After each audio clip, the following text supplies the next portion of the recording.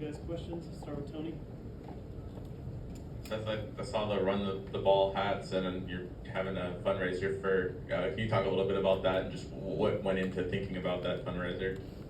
So I've always worn this hat, the RTDB hat. It's always just been my thing, and coming up on the holiday season, I really wanted to do something to where we could help give back to the community. So we kind of had this project set up early on in the season, and I didn't really feel comfortable putting it out then. But then I was like, hey, it's holiday season. We already put all this work in, so let's do something good. So I've really enjoyed meeting with the West Alabama Food Bank people and setting that up. So we're selling these hats. All the proceeds for the holiday season go to West Alabama Food Bank, and I'm super excited about that. Back with Brian. I asked Coach this senior day happening on Saturday. For someone that really worked through the program, what does that mean to kind of do your time instead of just starting right away and kind of paid off the hard work? Yeah, it's flown by. I remember thinking back to high school about how fast those 4 years flew by as a senior. And then I got here and I was like, oh, this will be a little bit longer. The seasons are longer and the years are longer, it feels like. But man, as I look back and 4 years have almost come to an end, it's pretty crazy.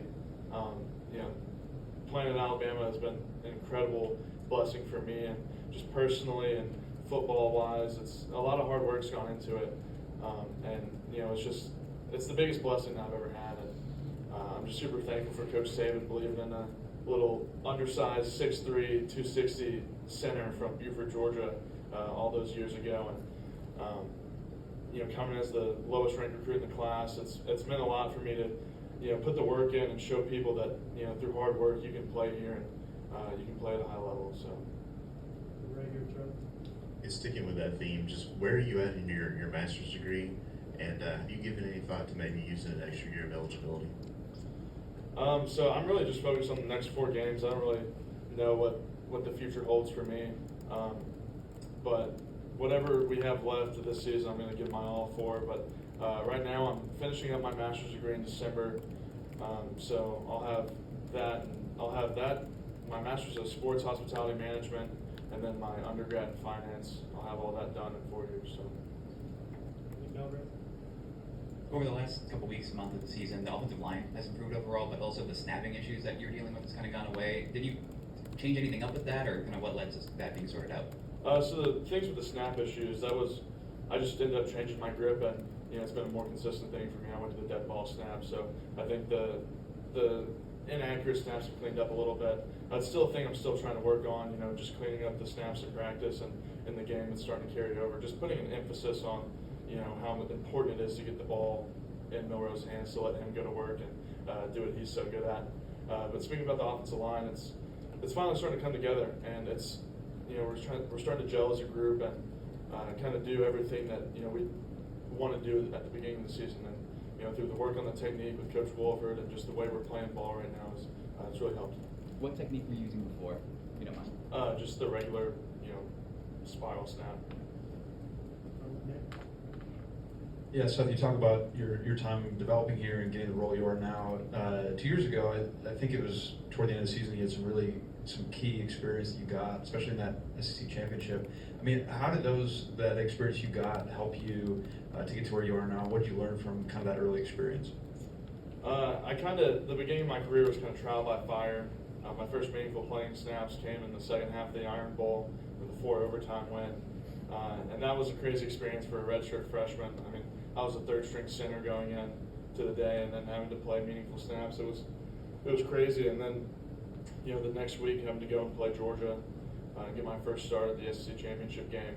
That was crazy to me. And, it kind of just proved, it proved to myself that I belonged, that I could play here. But when you go through hard times, you kind of look back on, okay, if I was able to do this, then I can do that again.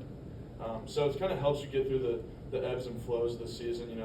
Going through practice, you're going against incredible players. So there'll be a week when they learn something new, and you're like, oh my goodness, am I bad at football? And then the next week you get them because you learn something new, and you learn how to beat them. So kind of just having those experiences to fall back on, and just being able to say, okay, I can do this. It meant a lot. Tony. How much has Jaden Roberts kind of helped you too, having him right next to you? And how strong is he, first of all, and what's he like playing next to you? I've never seen a weight that Jaden Roberts couldn't pick up. You know, whatever we put on the bar, it goes down and it goes back up very, very fast. So we might need to get a longer bar for him to put more weight on it to really show us how strong he is. But you know, he's an incredible person. He's incredible. He's a freak of nature with how strong he is. And it's been nice playing next to him because you know that his one hand is stronger than my two probably. So if he just sticks one hand out there, you get a lot of help from him. So In the middle, Katie. As someone who goes against him in practice, what have you seen from Tim Keenan from where he was last year to being a major contributor to the defense this year? yeah, Tim Keenan's probably a guy that I'm one of the proudest of on the team. Last year he didn't get a lot of playing time, and he was going through a lot of stuff, and then he really started showing leadership and is a devout Christian, and he started coming into his own, and he's been a huge piece of our defense this year. And I love Tim Keenan. He's one of the best people on the team to talk to, and just to see that all of his hard work is starting to pay off. It's been incredible. Anyone else?